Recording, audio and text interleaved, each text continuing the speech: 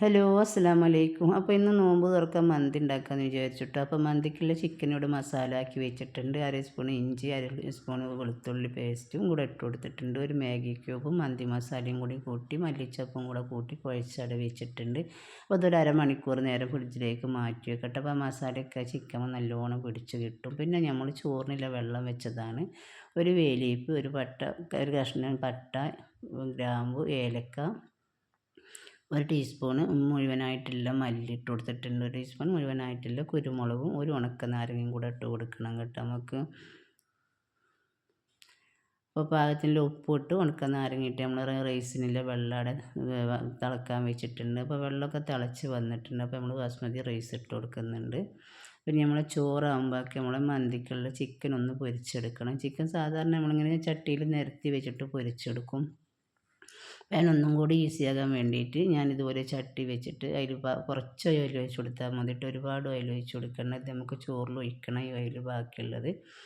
അപ്പോൾ ഞാൻ അങ്ങനെ സൺഫ്ലവർ ഓയിൽ ഒഴിച്ച് കൊടുത്തിട്ട് നമ്മൾ ചിക്കനൊക്കെ ഒന്ന് പൊരിച്ചെടുക്കുന്നുണ്ട്. ചിക്കൻ അപ്പോൾ ഞാൻ മസാല ആക്കിയിട്ട് ഒരു അരമണിക്കൂർ നേരം ഫ്രിഡ്ജിൽ വെച്ചിരുന്നു കേട്ടോ. അപ്പോൾ നമ്മൾ ചിക്കൻ്റെ ഉള്ളിലേക്ക് മസാലയൊക്കെ ശരിക്കും ഇറങ്ങും.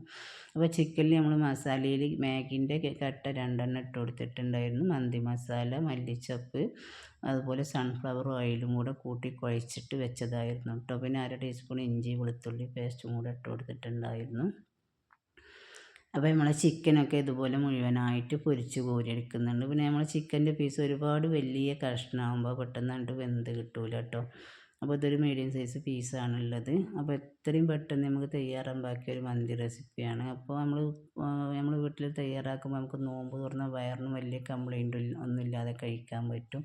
അതിൻ്റെ ഇടയിൽ നമ്മൾ റൈസൊക്കെ വെന്ത് വന്നിട്ടുണ്ട് കേട്ടോ. അപ്പോൾ റൈസൊന്ന് കോരിയെടുക്കണം. റൈസിൻ്റെ വേവ് അറിയുമ്പോൾ നമ്മളിങ്ങനെ റൈസ് ഇങ്ങനെ പിടിച്ച് നോക്കുമ്പോൾ ഇങ്ങനെ പൊട്ടിപ്പോരുന്നൊരു പാകമുണ്ടല്ലോ, ഞെങ്ങുന്നൊരു പാകം, ആ പാകമാണ്. അപ്പോൾ നമ്മൾ ചോറൊക്കെ വെന്ത് നോമ്പ് തുറയൊക്കെ കഴിഞ്ഞ് ഒരു 7-7:30 സമയമായിട്ടുണ്ട് കേട്ടോ. അപ്പോൾ അത് ചിക്കുന് വിശക്കുന്നുണ്ട് കാരണം അപ്പോൾ അവൻ ആദ്യം കഴിക്കണം എന്നാണ് ഇപ്പോൾ എടുക്കുക കേട്ടോ. പിന്നെ നോമ്പ് തുറന്ന് കഴിഞ്ഞ് എൻ്റെ ഫ്രണ്ട്സുകളൊക്കെ ഇവിടെ പുറത്ത് വരും കുറച്ച് നേരം കളിക്കാൻ വേണ്ടിയിട്ട് ഒരുക്ക്. അപ്പോൾ അവൻ പറഞ്ഞ് ഞാൻ കഴിക്കട്ടെ എന്നിട്ട് ചിക്കുന് ഭക്ഷണം എടുത്ത് കൊടുക്കുക കേട്ടോ. പിന്നെ അക്കുയിക്കും പുറത്ത് പോയിട്ടുണ്ട്. ഓല് വന്ന് ഒരു 9 മണിയാവും നമ്മൾ കഴിക്കാൻ കേട്ടോ. അപ്പോൾ നല്ല അടിപൊളി മന്തിയാണ്. നമ്മൾ ഹോട്ടലിൽ നിന്നൊക്കെ വാങ്ങുന്നതിനെക്കാട്ടിലും ടേസ്റ്റ് ഉണ്ട് കേട്ടോ.